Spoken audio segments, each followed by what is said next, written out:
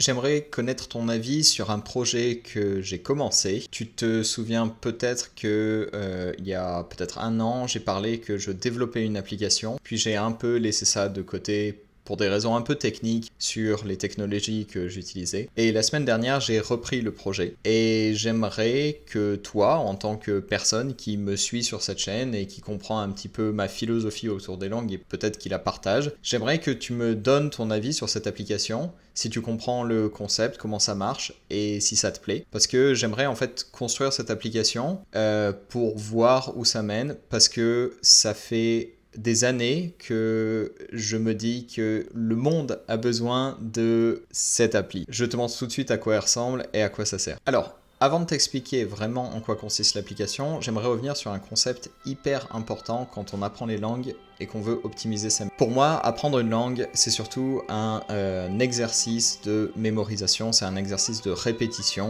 Je pense vraiment qu'il n'y a pas grand-chose qui est très compliqué ou très intellectuel quand on apprend une langue. Par contre, il y a beaucoup de travail à faire sur la mémorisation. Un système qui existe, qui est prouvé maintes fois, il y a beaucoup de publications là-dessus et on manque de bonnes publications sur vraiment qu'est-ce qui est sérieux ou pas dans l'apprentissage des langues, c'est le système de répétition espacée. Le système de répétition espacée, c'est un système qui va optimiser les répétitions quand on apprend quelque chose, quand on veut mémoriser quelque chose. Alors, j'en parle beaucoup sur cette chaîne, mais en gros, c'est-à-dire que lorsqu'on va apprendre une nouvelle phrase dans une langue, on va avoir, grâce à cet algorithme, les meilleurs moments pour réviser un mot. Si on apprend un mot à un instant T, 5 secondes plus tard, ce sera bien de le réviser, ce sera bien de le réviser 1 minute plus tard, par exemple, puis 1 heure, puis un jour, puis un mois. Là, je fais jusque des 1 mois, 1 jour, des choses comme ça, mais ça peut être, ça peut changer en fonction de l'algorithme, et surtout de si on arrive à se souvenir de la chose ou pas. Voilà, c'est un système qui est extrêmement courant, qui est utilisé de partout. Le truc, c'est qu'il est utilisé la plupart du temps sur des supports, des formats qui sont plutôt flashcards, qui sont plutôt écrits et visuels. Moi, ce dont j'ai envie, c'est de pouvoir réviser les langues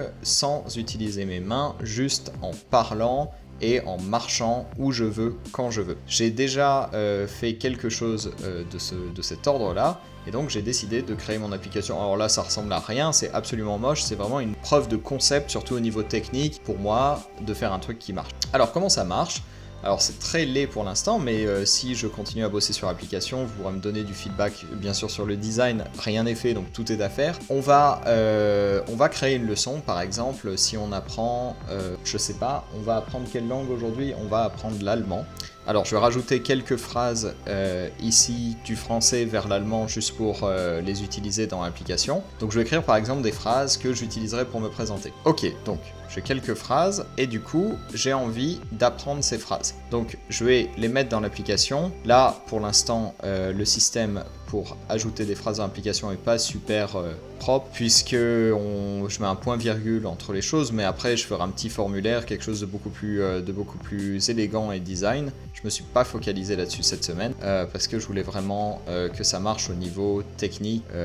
Ok, donc j'ai rajouté mes phrases et en fait le but là ça va être de créer une leçon audio qui va me permettre d'apprendre ces phrases. Alors je vais rentrer les langues que j'apprends. Donc la première langue c'est le français, la deuxième langue c'est l'allemand, donc je vais utiliser le DE, mais on aura un beau formulaire avec des petits drapeaux ou des conneries comme ça, ce sera très joli. Ensuite, je vais mettre ce que je veux en espace entre les mots. Alors, j'ai parlé de système de répétition espacé avant, mais là, dans cette première version, il n'y a pas encore de système de répétition espacé. Pourquoi ? Eh bien, parce que c'est une leçon, et donc, évidemment, imaginons que la leçon dure 10 minutes, donc ça veut dire qu'en 10 minutes, il faut répéter 3 fois chaque item, chaque paire de phrases.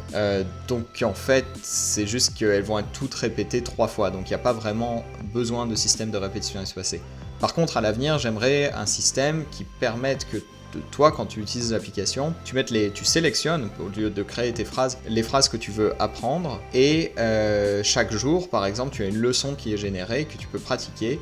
Et tu peux donner du feedback à l'application qui va te permettre de te redonner les phrases que tu es en train d'oublier et d'ajouter les phrases que tu veux. Donc là, on va mettre par exemple 3 minutes de 3 secondes de silence entre les blocs. Un bloc, c'est une paire de phrases, c'est comme ça que j'appelle ça de façon interne. Et on va mettre 2 secondes, on va faire l'inverse. Pardon. Et je vais faire shuffle, c'est juste pour qu'elle soit un peu mélangée. Mais ça, c'est c'est pas un truc très important. Et du coup, j'appuie sur le bouton et ça va télécharger un fichier audio, voilà, qui arrive juste là. Et je vais le jouer. Je sais pas si on va avoir l'audio de l'ordi, j'espère. En tout cas, je vais peut-être le mettre juste en bande son à la fin de la vidéo, par exemple. Donc voilà. J'ai mon fichier audio, je ne sais pas si ça le joue, je ne sais pas si on entend l'audio de l'ordinateur. Voilà, donc c'est une voix automatique qui va lire les phrases. On pourra aussi, à l'avenir, mettre des voix enregistrées, par exemple avec des natifs et des choses comme ça, ce qui sera un peu plus propre que des voix automatiques. Mais dans l'idée, ce que j'aimerais, c'est que vraiment l'utilisateur, donc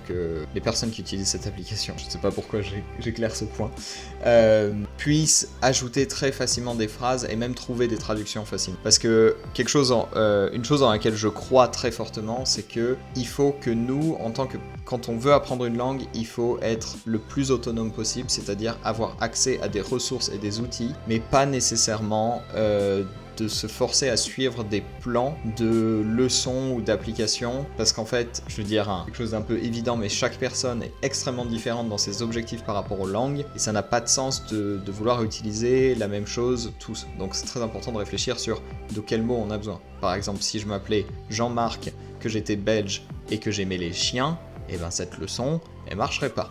Cette leçon est parfaitement personnalisée pour moi-même. Donc voilà, donc ce que je te propose, c'est d'aller sur le lien, de regarder comment ça marche, de dire si tu trouves un intérêt, peut-être que ça va te rappeler, peut-être que tu vas comprendre parce que tu utilises l'audio, peut-être que ça va pas te brancher pour l'instant, mais il n'y a pas de souci. Moi, ce qui m'intéresse, c'est d'avoir un peu de retour et de continuer l'aventure, en fait, de pas être tout seul, en fait, de commencer à avoir des utilisateurs le plus tôt possible et de voir un petit peu voilà ce que t'en penses et tout ça.